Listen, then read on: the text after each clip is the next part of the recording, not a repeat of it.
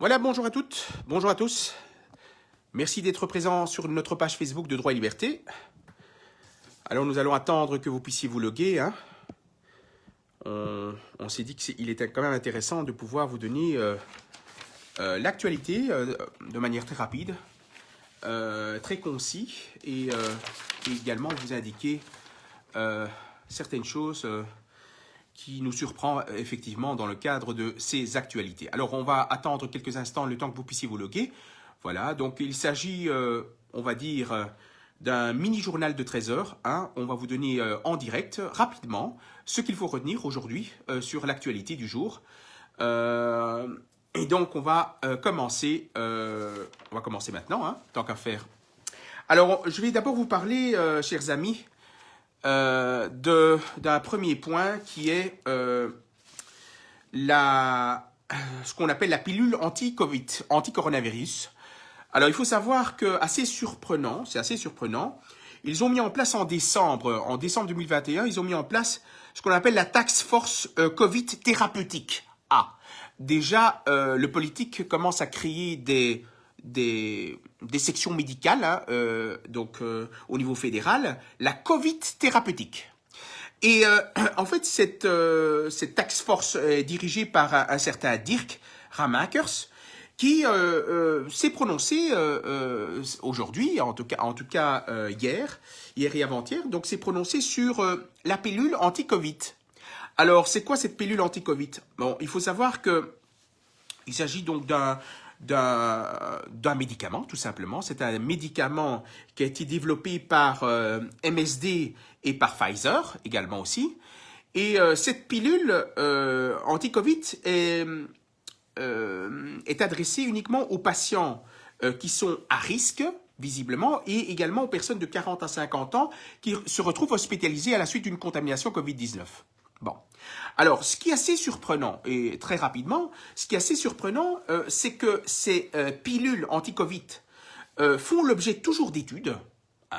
Le directeur de la task force dit lui-même qu'il faut vraiment une étude très approfondie, mais le pire, c'est qu'il avoue qu'il faut faire des études, encore, pour savoir exactement quels sont les effets secondaires liés à ces pilules, de voir un peu l'efficacité réelle de ces pilules, mais l'État belge ose encore commander 10 000 doses de ces pilules anti-Covid à l'égard de MSD, alors qu'en réalité, il avoue lui-même qu'il faut encore faire des études par rapport à l'efficacité et l'impact sur la santé des personnes.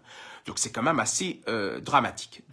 On avoue qu'il faut faire encore des études et en même temps, on veut donner à des gens, à des citoyens, une pilule anti-Covid, alors qu'on ne sait pas quels sont les effets à court, moyen, long terme. C'est quand même assez grave.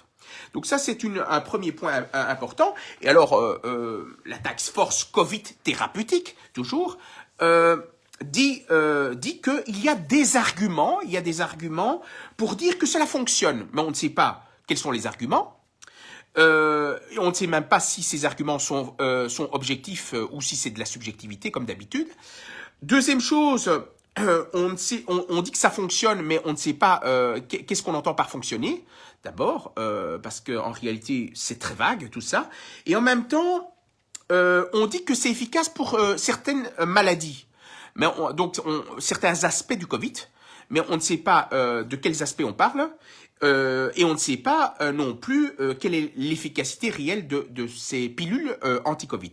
Donc en réalité, on ne sait rien du tout et l'État belge commande 10 000 doses de vaccins qu'on va inviter les gens à prendre des pilules en cas de contamination et pour celles et ceux qui se retrouvent dans les hôpitaux ou ceux qui ont des comorbidités. Donc ça, c'est quand même assez...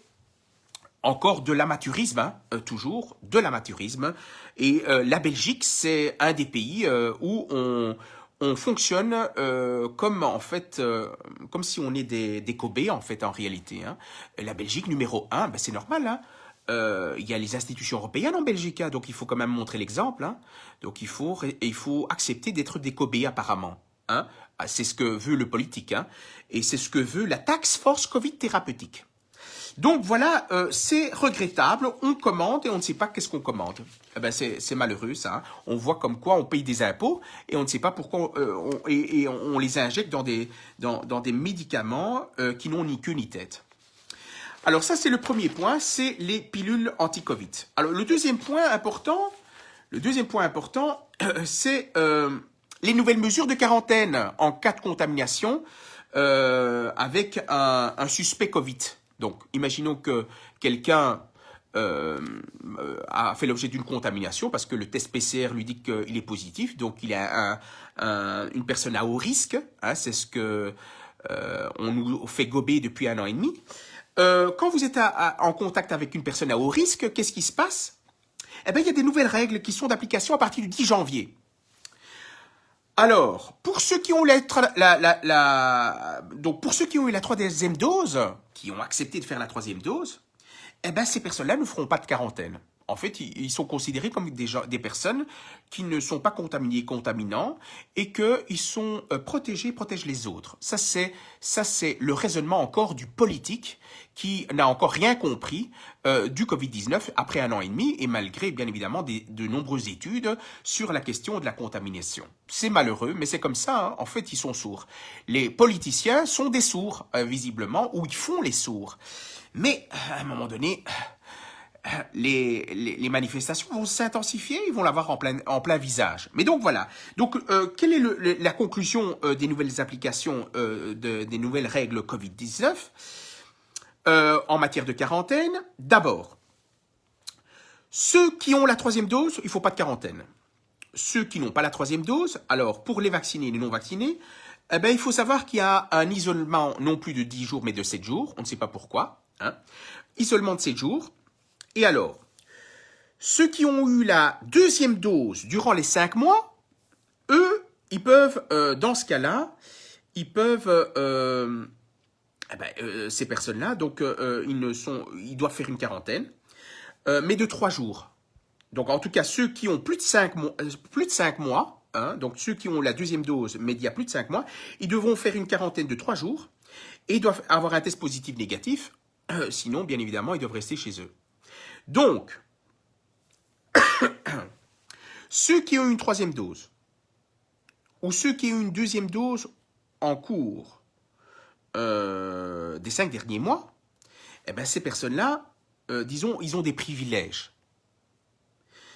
Par contre, ceux qui ont la deuxième dose il y a plus de 5 mois, eh ben, eux doivent faire une quarantaine de 3 jours et pas de 7. On ne sait pas pourquoi, hein, on ne sait pas pourquoi 3 et 7. Hein. Ils doivent en plus de ça faire un test PCR négatif. Sinon, ils doivent encore continuer à faire la quarantaine. Alors, pour les non-vaccinés, par contre, eux, ça ne change pas. C'est-à-dire qu'ils doivent faire une quarantaine de 7 jours. Et ils doivent faire un test le premier jour et un test le 7e jour. Et ils doivent être négatifs. Sinon, bien évidemment, contrôle.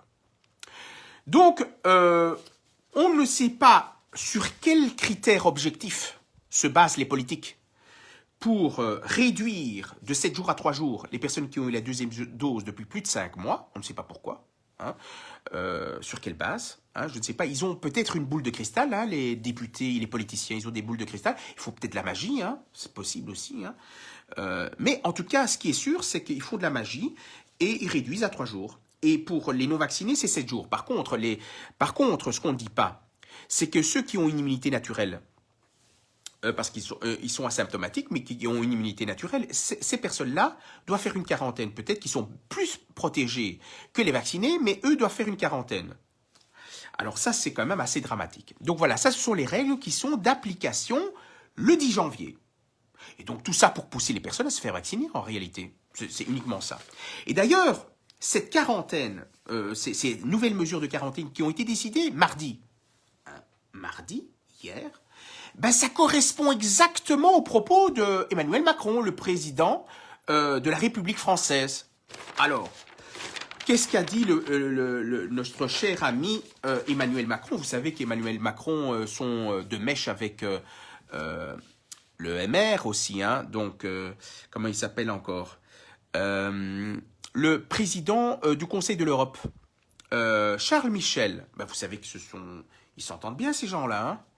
Alors, justement, ça arrive au même moment. Les nouvelles mesures de quarantaine correspondent exactement au discours d'Emmanuel Macron, hier aussi. Qu'a dit Emmanuel Macron? Alors, Emmanuel Macron, qu'est-ce qu'il a dit? Il a dit qu'il va, dans une interview qui a été réalisée dans le journal Le Parisien, le président français de la République, Emmanuel Macron, a affirmé qu'il voulait emmerder les non-vaccinés. Il voulait emmerder les non-vaccinés, jusqu'au bout en plus, hein, jusqu'à l'os, jusqu'au bout, il voulait emmerder les non-vaccinés. Alors, moi je ne comprends pas, pour un président de la République qui est censé respecter la Constitution française, et qui est censé représenter l'unité du pays français, lui, il dit qu'il veut emmerder les non-vaccinés. Alors, comment il représente, lui, en tant que président de la République, les non-vaccinés, alors? C'est qu'il ne fait pas son rôle de président de la République, tout simplement. Il a commis une grave erreur, encore une fois, une grosse boulette. C'est-à-dire qu'il est président de la République, mais il ne représente pas les non-vaccinés, visiblement, et qui veut, en plus de ça, les emmerder. Mais ce qu'il ne sait pas, par contre, il y a plein de gens qui ne veulent plus se faire vacciner. Ils ne veulent plus avoir la 3e dose. Et alors, qu'est-ce qu'il fait? Il ne représente plus ces personnes-là. Et donc, on voit, encore une fois, le président Macron qui, visiblement, on lui donne la pression, peut-être les sociétés pharmaceutiques qui lui donnent la pression pour pousser les Français à se faire vacciner. Mais on se rend compte, vous voyez, que le langage qui est tenu par le président de la République, ça traverse les frontières, on se retrouve en Belgique. Et alors, on a de nouvelles mesures de quarantaine grâce à Emmanuel Macron. Vous voyez comme quoi, on ne sait plus qui tire les ficelles, hein. En tout cas, ce qui est sûr, c'est que les sociétés pharmaceutiques, ils ont de quoi convaincre les politiciens. Voilà, bon, ça c'est le 3e point que je voulais voir avec vous. Et alors, l'ancien Premier ministre, français, Édouard Philippe, qui dit « Oui, mais écoutez, vous savez, il faut comprendre, Emmanuel Macron, il faut le comprendre, hein, lui, il en a marre du Covid-19. Et donc, il faut quand même bien, à un moment donné, ouvrir la discussion vers la vaccination obligatoire. Donc, moi, je ne comprends pas comment il peut tenir de tels propos en tant que président de la République. Ancien Premier ministre, apparemment, il lui lèche les bottes pour dire que ce qu'il a dit était correct. Mais en fait, ce qu'il a dit était une grave erreur institutionnelle. En fait, un président de la République doit être neutre, doit avoir une transparence d'unité et de neutralité, ce qui n'est pas le cas. Ces propos sont des propos que ne peut pas tenir un président de la République. Voilà, alors une dernière chose, un dernier point d'actualité, très rapide, pour terminer, hein, c'est il faut savoir qu'en Wallonie, toutes les personnes qui seront en Wallonie ce jeudi vont recevoir un SMS du 1989. Donc l'État va envoyer à toutes les personnes qui se trouvent en Wallonie un SMS qui est un SMS de test, d'accord, de test pour voir un peu comment les gens vont réagir par rapport à cet SMS. Il ne faudra pas réagir par rapport à cet SMS, hein, c'est pas ça, mais ils veulent voir un peu le taux de réactivité de ces personnes. Comme ça, on va pouvoir vous localiser, hein, donc quand vous allez recevoir l'SMS, vous ouvrez, ils vont voir directement que ça fonctionne, que vous êtes localisé sur la Wallonie ou sur un territoire déterminé. Et comme ça, ça leur permettra, à ce moment-là, grâce à cet outil, BE Alert, ça va leur permettre de l'utiliser pour différents produits ou différents moyens de contrôle. Alors, un moyen de contrôle, c'est la quarantaine. Comme par hasard, ils veulent tester jeudi. Jeudi, on sera le 6. Et comme par hasard, les nouvelles mesures de quarantaine, c'est le 10 janvier. Ce test à grande échelle en Wallonie, ça sera une manière de contrôler si vous faites la quarantaine ou pas. Donc, en fait, qu'est-ce qui va se passer? Il va se passer que vous allez être en contact avec une personne à haut risque, on ne sait pas qui, un enfant, un adulte, on ne sait pas qui. Et alors, qu'est-ce qui va se passer? On va pouvoir localiser toutes les personnes qui sont sur cette zone. Et toutes ces personnes-là devront faire une quarantaine, devront faire un test PCR. S'ils ne sont pas vaccinés, on va les emmerder en disant, écoutez, vous allez faire un test le premier jour, un deuxième le 7e jour, vous n'allez pas pouvoir travailler. Voilà. Et on va grâce aux SMS, on va emmerder les gens parce qu'ils vont pouvoir vous localiser où vous êtes au moment où on vous envoie cet SMS. Et comme vous êtes censé faire votre quarantaine à votre domicile, eh ben, on va pouvoir déterminer comme moyen de contrôle où vous êtes au moment où, vous envoie quand on vous envoie l'SMS. Et quand vous ouvrez cet SMS-là, on va voir aussi où vous êtes. Et donc, ils vont voir si vous respectez votre quarantaine. Et si vous ne la respectez pas, eh ben, vous aurez une amende. En gros, c'est à peu près ça. C'est une manière, parce que comme ils voient que les gens qui appellent pour vérifier si vous faites votre quarantaine, ben, ils n'arrivent pas à voir les personnes, eh ben, concrètement, avec cet SMS-là, ils vont dire, voilà, vous avez ouvert l'SMS à tel moment, telle heure, par exemple, 12h45, vous étiez à tel endroit, or, vous deviez faire une quarantaine, eh ben, vous avez une amende, 250 € d'amende directement dans votre boîte aux lettres. Et donc, comme ça, le politique va s'enrichir face aux personnes qui ne respectent pas les règles de quarantaine, des personnes prétendument contact à haut risque. Voilà ce qui risque de se passer dans les prochains jours. Donc, attention, la dictature s'installe de plus en plus. Maintenant, avec vos GSM, ils vont pouvoir vous contrôler. Avant, on essayait de vous manipuler par les médias. On constate qu'il y a de moins en moins de personnes qui regardent le JT, parce que très simplement, on raconte soit des carabistouilles, ou soit tout simplement, on ne vous raconte pas la vérité, ou parce que tout simplement, les informations sont filtrées. Et donc, on se dit en même temps que les journaux ont de moins en moins d'impact, parce que les gens achètent de moins en moins les journaux, moins en moins regardent les médias mainstream, ben, il faut quand même bien, à un moment donné, toucher les personnes. Et comment on va les toucher? Avec leur GSM, avec l'SMS. Avec les SMS, on va pouvoir vous localiser d'un coup.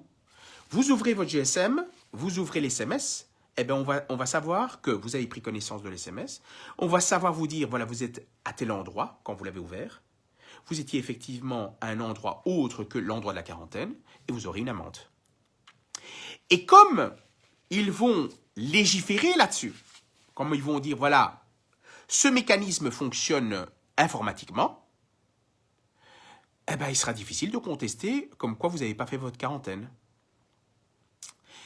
Et ça c'est la technologie, la fameuse technologie au service de l'innovation, au service du contrôle, en fait. Hein. Et ça, c'est nos chers politiciens qui payent ces services, ces boîtes informatiques, on ne sait pas qui est derrière, qui sont les actionnaires. Et donc, c'est l'argent du citoyen qui va permettre le contrôle du citoyen. Par contre, il n'y a rien qui contrôle le politique, par contre. Hein. On n'investit pas pour les juges d'instruction, on n'investit pas pour les budgets des juges d'instruction pour contrôler le politique, pour contrôler s'il n'y a pas des sous-de-table. Par contre, on contrôle le petit citoyen qui, soi-disant, a été en contact virtuel avec un prétendu coronavirus, quelqu'un qui s'est fait tester avec le test PCR, ça ne veut pas dire nécessairement qu'il a un virus entier, il peut avoir un virus mort ou un fragment de virus. Et cette personne-là, on doit le priver de travail, on doit le priver d'être en contact avec ses amis. Et ça n'a pas un impact sur le moral des personnes. Et ça n'a pas un impact sur le bien-être des citoyens. Eh bien, c'est ça les députés actuellement. C'est ça les politiciens. PS, MR, CDH, Écolo et toutes ces tribambelles. Donc, vous voyez, on se pose la question si ce ne sont pas des pantins. Pantins dirigés par qui? Eh bien, c'est la justice qui va le savoir. Ben oui, vous savez, la vérité va se savoir en 2022. De toute façon, leur temps est compté à ces politiciens. PS, MR, CDH, Écolo. Et toutes ces tribambelles de gauche, de droite, d'extrême gauche, d'extrême droite, tous ces politiques vont aboutir à la poubelle. Ah, mais cette poubelle, elle sera bien grosse. Hein. Alors là, je vous assure, qui plus, qui moins, ils vont se retrouver dans la poubelle. Et les citoyens vont garder ça à l'esprit. Ils vont garder à l'esprit que ces politiciens ont passé leur temps, 1 an et demi, à nous contrôler. Au lieu de réfléchir comment on va relancer l'économie, comment toutes ces faillites de ces restaurants et autres, vous savez, il y a énormément de faillites qui tombent tous les jours, il y a énormément de faillites, on ne se pose pas la question de savoir comment on va faire ces personnes-là à les aider, parce qu'ils se retrouvent avec des crédits, ils se retrouvent démunis, Non, on s'en fout, ces gens, ces politiciens, ils s'en foutent complètement. Hein. Comment les gens vont s'en sortir? Il y a une augmentation de la TVA, on passe de 21 à 22. L'électricité a augmenté de 30%, on s'en fout, hein, comment les gens vont payer leurs factures. Alors, tous les produits de consommation d'alimentation, ça a augmenté de 25%, 30%. Ça, on s'en fout. L'impôt a augmenté aussi. Hein, l'impôt a augmenté. Et nos chers députés nous disent, ah, on aura une augmentation, une indexation. Mais cette indexation, même si elle est de 50 euros, 100 euros, 100 euros, ça ne va pas permettre de faire face à l'augmentation du coût de la vie en moyenne. Et donc, les gens vont commencer à se retrouver progressivement dans la merde, comme on dit. Alors, est-ce que c'est voulu? Bien sûr que c'est voulu. Hein, parce que si vous avez moins en pouvoir d'achat, bien évidemment, vous risquez de vous soumettre aux règles de vaccination. On va vous dire, écoutez, si vous ne vous faites pas vacciner, on va vous priver de fête de travail. C'est ce qu'ils sont en train de faire. Quand vous, de votre côté, vous êtes en contact avec un virus virtuel, on va vous dire, vous n'allez pas travailler pendant 7 jours. Mais rendez-vous compte, on vous fait ça quelques fois, ça met à mal ça met sous pression l'employeur, et puis l'employeur risque de vous mettre dehors. Et ça, c'est ce que veut le politique. C'est tout simplement de vous faire du chantage en vous disant, si vous ne vous faites pas vacciner, on va vous mettre en quarantaine, on va vous priver de restaurants, on va vous priver de spectacles, on va vous priver de vos amis, si vous ne vous faites pas vacciner. Mais c'est quoi ça comme des politiciens?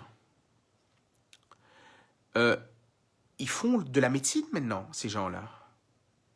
C'est vraiment lamentable. Lamentable que des députés qui jouent le rôle de médecin. On ne peut plus lamentable. Parce que déjà, certains ne savent pas lire. Ils ne savent pas lire. Hein. Vous croyez quoi? Vous croyez que ces députés ont lu les rapports des experts ici, des experts indépendants? Vous croyez qu'ils ont lu des experts au niveau européen? Vous pensez vraiment qu'ils regardent la jurisprudence de la Cour européenne des droits de l'homme? Mais vous savez que les députés, eux, ce qu'ils regardent dans l'hémicycle parlementaire, ils regardent leur GSM. Hein. Ils sont en train de regarder ce qu'ils vont acheter ce soir, qu'est-ce qu'ils vont commander comme pizza. Mais en réalité, ils ne font rien du tout, hein, ces gens-là. La seule chose qu'ils savent faire, c'est deux choses. C'est d'appuyer un bouton en fonction de ce que dit le patron. Le patron, c'est le président de parti. Et ce que leur dit les barons de la politique. Vous appuyez le bouton rouge, ils appuieront le bouton rouge. Et ces personnes-là sont censées représenter les députés, les citoyens. Ça, c'est la chose qu'ils savent faire. La deuxième chose qu'ils savent faire, ces députés, en Belgique, et d'ailleurs ailleurs aussi, c'est de consommer leur salaire qui est payé par le citoyen, pour ne rien faire. Ça, c'est la deuxième chose qu'ils savent faire. La troisième chose, c'est qu'ils savent faire le faux cul lors des élections. Ça, ils savent faire aussi. Oh, mais nous sommes là. Nous allons vous distribuer des boudins pour le PS, le champagne pour le MR. Pour le PTB, ce seront des macarons ou des châtaignes. Hein. Eux vont distribuer les châtaignes pour les citoyens. Et alors, écolo, ils vont venir avec le réchauffement climatique et l'environnement. Mais c'est eux, ces écologistes, qui ont augmenté le nombre de vols par mètre et qui sont en train d'étendre la 5G sur tout le territoire belge. Ça, c'est les écologistes, les pollueurs au niveau environnemental. Ces gens-là, vous croyez quoi? Toutes les personnes qui ont voté pour les écolos, pour la protection de la santé, pour la protection de l'environnement, et qui se sont fait trahir par les chers écologistes, vous savez pas, les gens vont c'est gravé sur leur front. Dans 2 ans, vous êtes dehors. En réalité, vous serez dehors. Et franchement, je peux vous dire, hein, vous connaissez mon nom et mon prénom. Hein, moi, je m'appelle Paolo, hein, vous le savez. Hein, Paolo Crescenzo, qui en a marre que la démocratie est bafouée. En fait, on est dans une dictature légalisée au nom de l'état de droit. pour dire, voilà, vous voyez, il y a une loi qui est votée, donc il faut la respecter. Mais en fait, la Constitution est bafouée, est piétinée par ces politiciens. Et les citoyens, ils vont pas oublier ça. Hein. Ils vont pas oublier. Ils vont vous le faire payer. Et puis, vous pouvez raconter n'importe quoi ou baisser votre culotte. Ça servira à rien. Vous serez dehors. Donc voilà. Donc j'ai décidé donc une fois par jour vous donner l'actualité en 4 points. J'ai pris peut-être plus de 10 minutes, mais ça m'a permis quand même d'être avec vous et de partager des beaux moments avec vous. Voilà. En tout cas, je vous aime beaucoup. Hein. Vous êtes très nombreux à nous suivre. Vous êtes très nombreux à nous soutenir. De plus en plus, tous les jours. Et ça prouve très simplement que ce que l'on fait est très utile. En tout cas, merci à toutes et à tous de partager un maximum cette vidéo. Et à demain, on est là. Et alors aussi, nous avons créé un compte TikTok. Et le compte TikTok, pour les personnes qui n'ont pas le temps de suivre l'actualité, eh ben, en quelques secondes, on va vous donner l'actualité. Voilà. Merci à vous toutes et tous. À très bientôt et une bonne année 2022. À très bientôt. Et on vous aime. Au revoir.